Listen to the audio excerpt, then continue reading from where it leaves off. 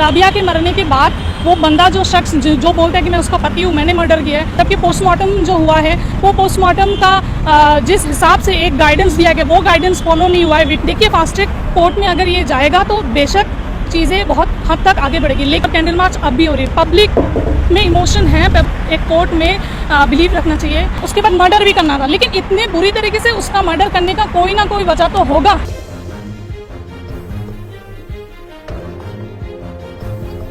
हिम्मत से सच को हो तो बुरा मानते हैं लोग, रो रो के बात कहने की आदत नहीं रही। ये दुष्यंत कुमार की वो लाइन है जो हर चीज पर सटीक बैठती है। लेकिन आज जिस तरह से संगम बिहार का जो मामला है, राबिया केस को लेकर कैंडल मार्च रोजाना निकाला जाता है, लेकिन उनके लिए जो परिवार है वो अभी भी इंसाफ की गुहार लगाते हैं, लेकिन उनको इंसाफ नहीं मिल रहा है। इसी मुद्दे पर बात करने के लिए आज हमारे साथ जो एडवोकेट हैं अमीना अमीन सुल्ताना है हमारे साथ, उनसे जानने की कोशिश करेंगे कि वो इसको किस तरह से देखते हैं, उनकी क्या राय है। बहुत बहुत शुक्रिया नेशन इंडिया न्यूज़ से बात करने के लिए। Thank you so much. पहला सवाल और महत्वपूर्ण सवाल, राबिया केस को लेकर जिस तरह 2 हफ्ते से लगातार कैंडल मार्च निकाला जा रहा है, 1 महीने से ज़्यादा वक्त हो चुका है, लेकिन अभी भी इंसाफ की गुहार के लिए दर दर की ठोकरें खा रहे हैं परिवार। कैसे देख रहे हैं आप? देखिए मैं ये बोलूँगी कि कैंडल मार्च तब भी होती थी जब 2012-13 में वो निर्भया का कांड हुआ था, और कैंडल मार्च अब भी हो रही है। पब्लिक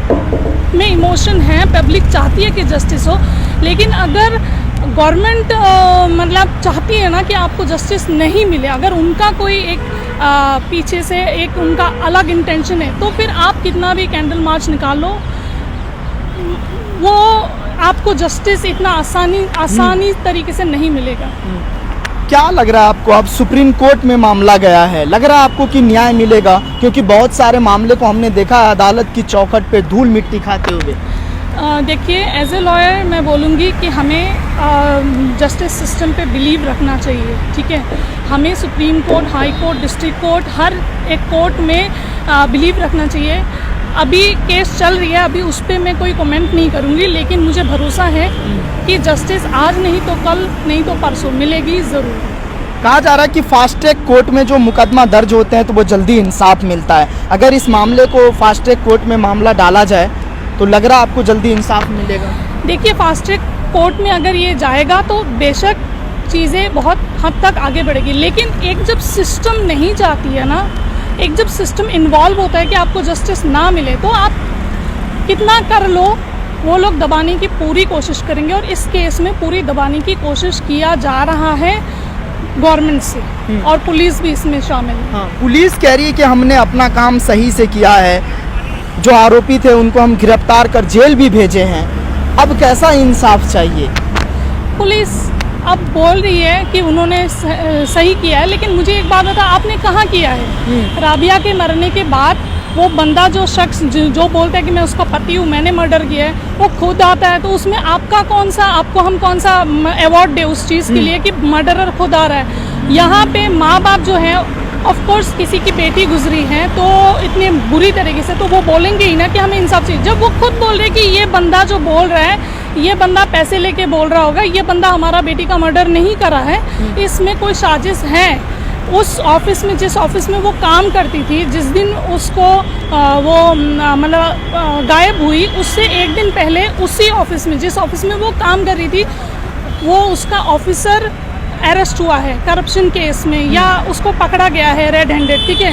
तो पुलिस तो ऑलरेडी उस ऑफिस के साथ एक लिंक में थी, तो फिर कैसे, मतलब नेक्स्ट डे राबिया के साथ इतना बुरा हादसा हो जाता है और आपको कुछ आइडिया ही नहीं है, आपको कुछ पता ही नहीं है, ठीक है। फिर बाद में आप बोलते हो कि सब कुछ ठीक है, यहाँ पे सब कुछ अच्छा हो गया, हमने अपना काम कर दिया। कैसे आपने काम किया, जबकि मर्डरर खुद आके बोल रहा है कि मैंने मर्डर किया, वो भी हमें अभी पता नहीं है कि वो मर्डरर है कि नहीं है। आप कैसे बोल सकते हो, जबकि पोस्टमार्टम जो हुआ है, वो पोस्टमार्टम का जिस हिसाब से एक गाइडेंस दिया गया, वो गाइडेंस फॉलो नहीं हुआ है, वीडियोग्राफी नहीं हुआ है, कोई भी चीज़ इस केस में प्रॉपर नहीं हुआ है, तो आप कैसे कह सकते हो कि आपने अपना प्रॉपर काम कर दिया है? कांड होता है कहीं पे, पुलिस में बंदा जाता किसी और पुलिस स्टेशन में जाके पकड़ाता है, फिर वो पुलिस स्टेशन अपना भार मतलब अपने आप को निपटाने के लिए वो दूसरे पुलिस स्टेशन को फ़ोन करके बोलता है कि भाई बंदा तुम्हारा केस है, तुम देख लो।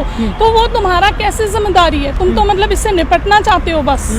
ये है पुलिस का काम। ये भी जो है खबरों के मुताबिक पता चला है कि चालान का मामला है, पुलिस सीमा विवाद बता रही है, लेकिन उनके परिवार वालों का कहना है कि नहीं, ये हत्या और रेप का मामला है। देखिए अभी क्या है ना, जो अभी चल रहा है उसमें बहुत ज़्यादा एक कॉन्स्पिरेसी है। हो सकता है कि शायद ये लड़की बहुत जेन्युइन तरीके से काम कर रही थी और उसके बड़े लोगों को वो चीज़ राज नहीं आए, और जब उसको रोका गया होगा वो रुकी नहीं होगी तो उसको सीधा ही ये काम कर दिया। या हो सकता है किसी बंदे का इल इंटेंशन रहा होगा। लेकिन मुझे समझ नहीं आता कि अगर चलो किसी ने रेप कर दिया उसके बाद मर्डर भी करना था, लेकिन इतने बुरी तरीके से उसका मर्डर करने का कोई ना कोई वजह तो होगा। ऐसा क्या कर दिया? और जो राबिया की मतलब जो लड़की के अगेंस्ट में जो बोला जा रहा है कि लड़की ख़राब है, ये तुम लोग क्यों इस बात पे मतलब फोकस कर रहे हो कि लड़की की शादी हो गई थी या लड़की कौन है, लड़की क्या करती है क्या नहीं? वो लड़की है, सबसे पहले वो ह्यूमन है। एक ह्यूमन के साथ, वो लड़का हो लड़की हो कोई भी हो, उसके साथ ऐसा नहीं होना चाहिए था। तो आप उसको एक अलग कहानी क्यों बताए जा रहे हो कि उसमें क्या हुआ है, उसने शादी किया होगा, फलाना किया होगा, वो उसने क्या कुछ भी किया होगा, लेकिन आपका ड्यूटी है इंसाफ को दिलाना, तो आप इंसाफ दिलाओ। आप चीज़ों को निकालो कि हुआ क्या है, आप उस पर मत जाओ कि लड़की कौन थी, लड़की ने क्या किया।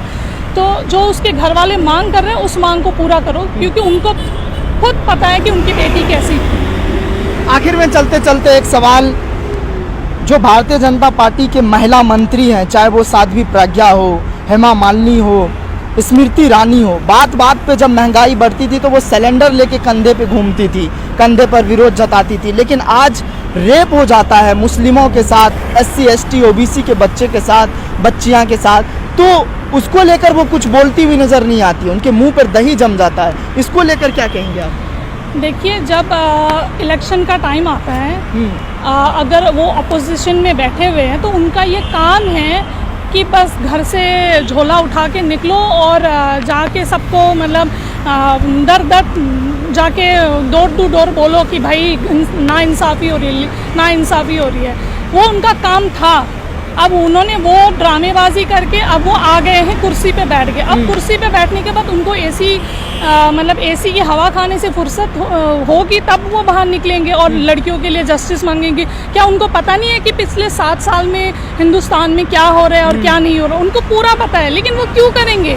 वो बिजी है, उनको एक पोजीशन चाहिए था, उनको अपना करियर बनाना था, मतलब अपना नाम बनाना था, हिस्ट्री में लिखना था, इंडियन हिस्ट्री में कि हम ये महिला इसमें हम ये थे, महिलाओं में से मंत्री, महिला मंत्री है। तो फिर वो उन्होंने अपना काम कर दिया, लेकिन अब उनका ये नहीं है। हाँ, अब उनको इंटरनेशनल कोई बात होगी, ब्लैक लाइव्स मैटर, अफ़गानिस्तान की वुमेन मैटर, मुस्लिमों की वुमेन मैटर, उसमें वो ज़रूर बोलेंगे, क्योंकि उसमें उनको अपना दिखाना है ना कि ओ माय गॉड, हम जो हैं हम इंडिया के मंत्री है, देखो हम कितने मतलब वो करते हैं। उनको अफ़गानिस्तान की औरतों के लिए फ़िक्र है, इतनी फ़िक्र है कि मतलब बस पूछो मत। UN में जाके भी मतलब हमारे मोदी जी ने बोल दिया सब कुछ, ठीक है, लेकिन यहाँ पे उन लोगों का कुछ भी नहीं। आए दिन कोई ना कोई गुजर रहा है, कोई ना कोई मर रहा है, कोई ना कोई बुरी वो हो रही है, लेकिन उनको कोई फ़र्क नहीं पड़ता। उनका एक एजेंडा है कि उनको पॉलिटिक्स में रहना है। ये एजेंडा नहीं है कि हमें हिंदू राष्ट्र बनाना है, क्योंकि अगर हिंदू राष्ट्र भी बनाएंगे ना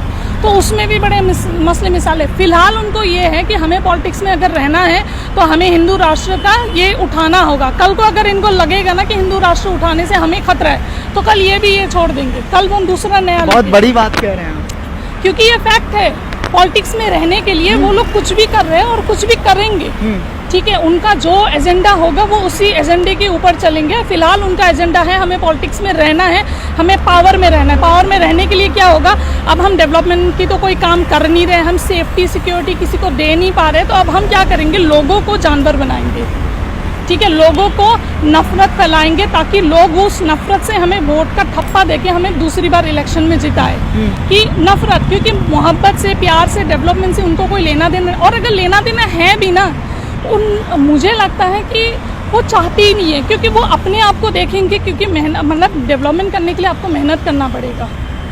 और आप अगर दिन रात आईने के सामने अपने आप को संवारते रहेंगे ना तो आपसे मेहनत नहीं हो पाएगी। फिर आप मेहनत सिर्फ अपनी इमेज को ठीक करने के लिए करोगे, और वो इमेज ठीक करने के लिए आप कर रहे हो नेता बनने के लिए, तो वो बस यही है। चलिए, बहुत शुक्रिया हमसे बात करने के लिए, आपने मुझे महत्वपूर्ण समय दिया। तो ये हमारे साथ एडवोकेट हैं अमीना अमीन सुल्ताना, जिन्होंने सभी सवालों के जवाब बारीकी अंदाज में दिए, जिनका साफ तौर पे कहना है कि जो संगम विहार का मामला है वो कहीं ना कहीं बहुत महत्वपूर्ण है, उनके परिवार वाले को इंसाफ मिलना चाहिए। दिल्ली से नेशनल इंडिया न्यूज़ के लिए सद्दाम करीमी की ये रिपोर्ट। जो अगर आपको पसंद आया हो तो इसे लाइक करें, कमेंट करें, शेयर करें और हाँ, हमारे चैनल को सब्सक्राइब करना ना भूलें, ताकि देश विदेश से जुड़ी खबरें आप मिस ना करें, क्योंकि कोरोना काल में 2 गज दूरी, मास्क है जरूरी। नमस्कार।